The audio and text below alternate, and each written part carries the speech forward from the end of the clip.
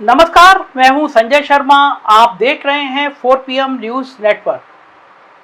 राहुल गांधी की भारत जोड़ो यात्रा शुरू है और भारतीय जनता पार्टी गुस्से में है। मेरे को तो उम्मीद ही नहीं थी कि जिस राहुल को 8 साल तक वो पप्पू कहते रहे, राजनीति में मानते रहे कि वो तो बालक है, वो कुछ कर नहीं सकता, उस बालक ने जब भारत जोड़ो यात्रा शुरू करी तो पूरी भारतीय जनता पार्टी गुस्से में आ गई। स्मृति ईरानी जैसा बड़ा कद का नेता झूठी बातें कहने लगा, मंच से झूठी बातें कहने लगा कि वो गए और उन्होंने विवेकानंद की प्रतिमा को प्रणाम करने की जरूरत भी नहीं समझी। और कुछ ही देर बाद कांग्रेस ने वीडियो जारी कर दिया जिसमें राहुल गांधी विवेकानंद जी की मूर्ति को माल्यार्पण कर रहे हैं। तब लोगों ने कहा कि परेशानी क्या है, बीजेपी इतने नाराज क्यों है? भारत जोड़ने के लिए तो बात कर रहे हैं, राहुल गांधी पैदल ही तो चल रहे हैं। और फिर बात आके टिक गई एक जलते हुए नेकर पर, हाफ पैंट पर। दरअसल राष्ट्रीय स्वयंसेवक संघ की अब तक की जो वेशभूषा थी वो हाफ पैंट थी, खाकी नेकर, ढीला सा खाकी नेकर। और इस नेकर को लेके पहले भी बहुत सारे कमेंट होते रहे हैं। कुछ महीने पहले की बात है, कांग्रेस नेता और कर्नाटक के पूर्व मुख्यमंत्री सिद्धारमैया ने राज्य में खाकी नेकर जलाने की बात कर दी थी। तब उनका हिजाब विवाद के बीच आया था यह बयान, लेकिन इसका जवाब संघ और भारतीय जनता पार्टी के नेताओं ने चड्डी भेजो अभियान बनाकर दिया था, चलाया था यह अभियान।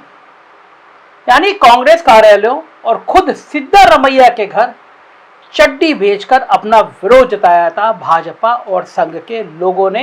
हालांकि तब भाजपा को वहां मुंह की खानी पड़ी थी और पूरा विवाद लिंगायत बनाम ओबीसी में बदल गया था। मतलब लिंगायत बनाम पिछड़ी जाति में बदल गया था और सिद्धारमैया ने कांग्रेस को फ्रंट पर लाकर खड़ा कर दिया। इस पूरे विवाद ने हिजाब का मामला हवा हो गया। कम से कम कर्नाटक में तो यह मुद्दा, हिजाब का मुद्दा, गायब हो गया। अब मैं आपको एक दूसरा वाक्य सुनाता हूं। बोफोर्स का मामला अपने उफान पर था और विश्वनाथ प्रताप सिंह नेशनल हीरो बने हुए थे। उसी दौर में बोफोर्स की कथित दलाली में बदनाम एक व्यक्ति भी काफी चर्चा में था। उसका नाम था विन चड्ढा। तब विश्वनाथ प्रताप सिंह राजीव गांधी के साथ साथ विन चड्ढा पर भी खूब कीचड़ उछाल रहे थे। तब विश्वनाथ प्रताप सिंह अपनी चुनावी जनसभाओं में, सामान्य जनसभाओं में अक्सर कहा करते थे, तुम बिन चड्ढा हम बिन चड्डी। मतलब एक तरफ राजीव गांधी की संगत में बिन चड्ढा जैसे दलाल हैं, वहीं देश के लोगों की हालत ऐसी है कि उन्हें चड्डी भी नसीब नहीं हो रही है। सब जानते हैं कि उस जमाने में राजा मांडा यानी विश्वनाथ प्रताप सिंह को सुनने के लिए कितनी भारी भीड़ उमड़ती थी और यही भीड़ विश्वनाथ प्रताप सिंह की इस तुकबंदी पर खूब तालियां बजाती थी। लेकिन आप कहेंगे कि मैं आज आपको ये चड्डी और ये नेकर इन सब की बातें क्यों सुनाने लगा? तो बात दरअसल ये है कि देश में एक बार फिर चड्डी और नेकर की सियासत गर्मा गई है।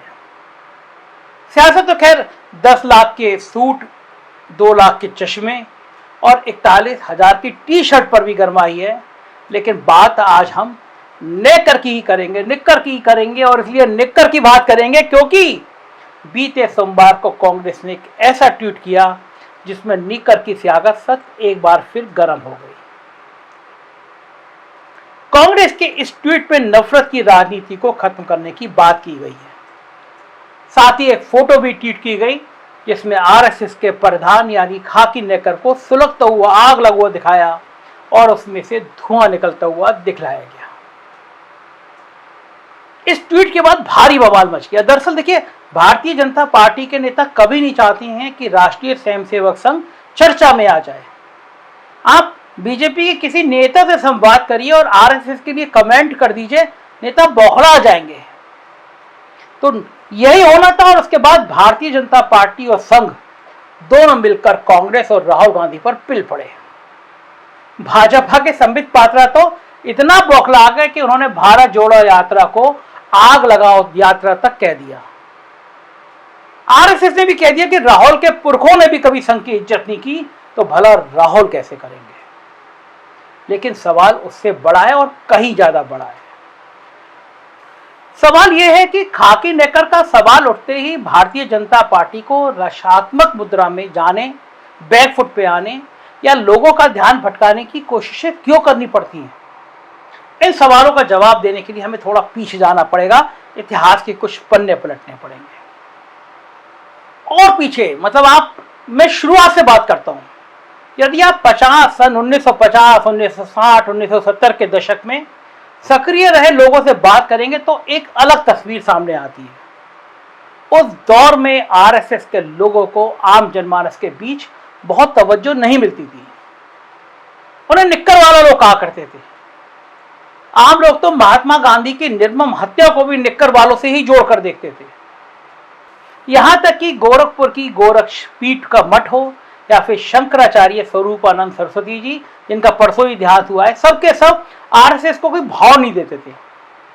इन सबकी नजर में आरएसएस एक ऐसा संगठन था जो हजारों साल से सनातन धर्म की वसुधैव कुटुंबकम और सर्वे भवन्तु सुखना सर्वे भवन्तु निरामया की अवधारणा के बिल्कुल उल्टी बात करता था।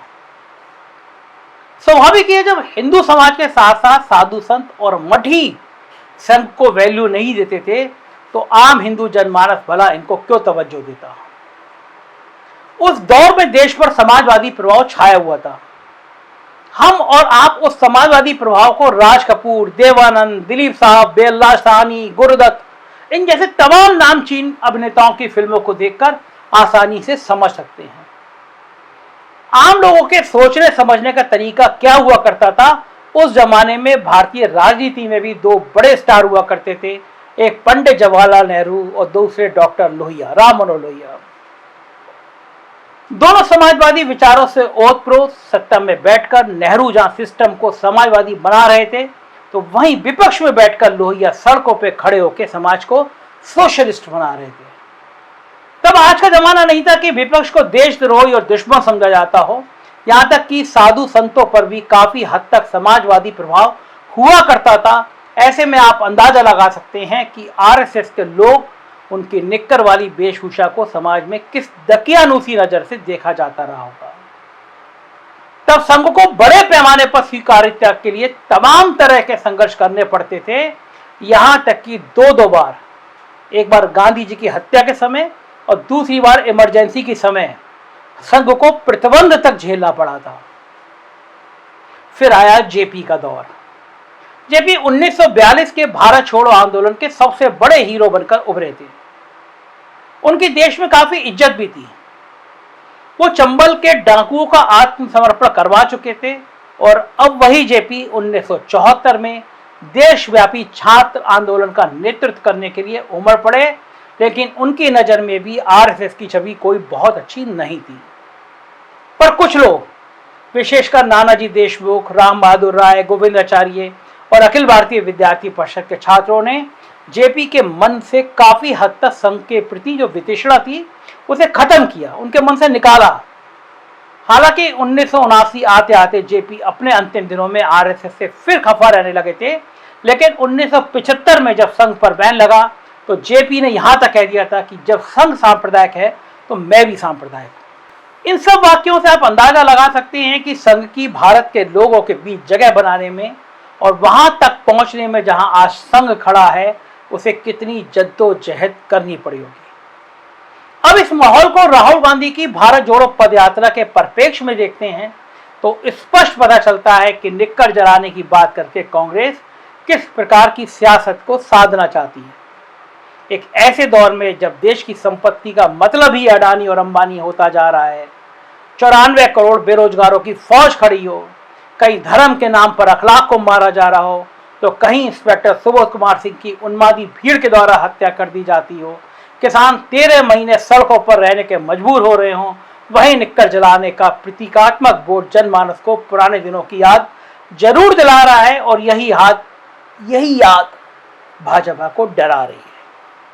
सबसे ज्यादा तो यूपीए 1, जिसकी कमान एक तरह से पर्दे के पीछे से लेफ्ट के हाथ में थी, उसके सुनहरे दिन, जिसमें नौकरियों की भरमार थी, प्राइवेट सेक्टर में बूम था, भारत निर्माण, 6 पे कमीशन, यहां तक कि मजदूरों के लिए मनरेगा जैसी योजनाओं के ग्लोबलाइजेशन ने इस दौर में जिस प्रकार समाजवाद की वापसी के संकेत दिए, उससे निश्चित रूप से आम आदमी ने राहत महसूस की थी। इस बात को एक बार अरुण जेटली की बीमारी के दौर में वित्त मंत्रालय संभाल रहे पीयूष गोयल ने भी तंज भरे अंदाज में स्वीकार किया था और कहा था कि यूपीए 1 सरकार के लोगों ने हाथ में रेवड़ियां बांट बांट कर आम लोगों की आदत खराब कर दी। लेकिन अब जब हालात बद से बदतर होते जा रहे हैं, तब सरकार ने गरीबी रेखा समेत तमाम सरकारी डेटा के पब्लिश होने पर रोक लगा दी। ऑक्सफैम जैसी निजी संस्थाएं डेटा जारी करती हैं तो उन पर छापा पड़ जाता है। यहाँ तक कि सरकार ने अब तक जनगणना भी नहीं कराई है। ऐसे बुरे दौर में लोगों को खाकी नहकर जलाने का प्रतीकात्मक ट्वीट से कांग्रेस जहाँ एक तरफ लोगों को ये याद दिलाने की कोशिश कर रही है कि देखो हमारे पूर्वज कितने समझदार थे जिन्होंने निक्कर वालों को घास तक नहीं डाली, वहीं दूसरी तरफ 2004 से 2014 के दिनों की भी लोगों को याद दिलाने की कोशिश कर रही है, जिसमें आम आदमी आज की तुलना में बेहतर स्थिति में था। साथ ही हेमंत करकरे जैसे जाबाज पुलिस अधिकारी ने आरएसएस की निष्ठा पर भी सवाल खड़ा किया था।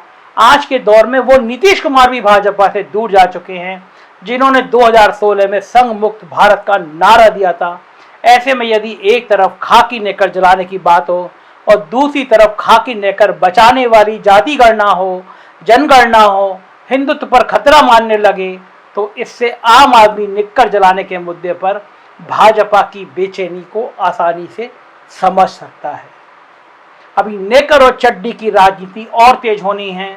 जाहिर है लोकसभा चुनाव पास आता रहेगा, ये मुद्दे गरमाते रहेंगे और ऐसे मुद्दों का बारीकी से विश्लेषण हम आपको 4 PM पर बताते रहेंगे।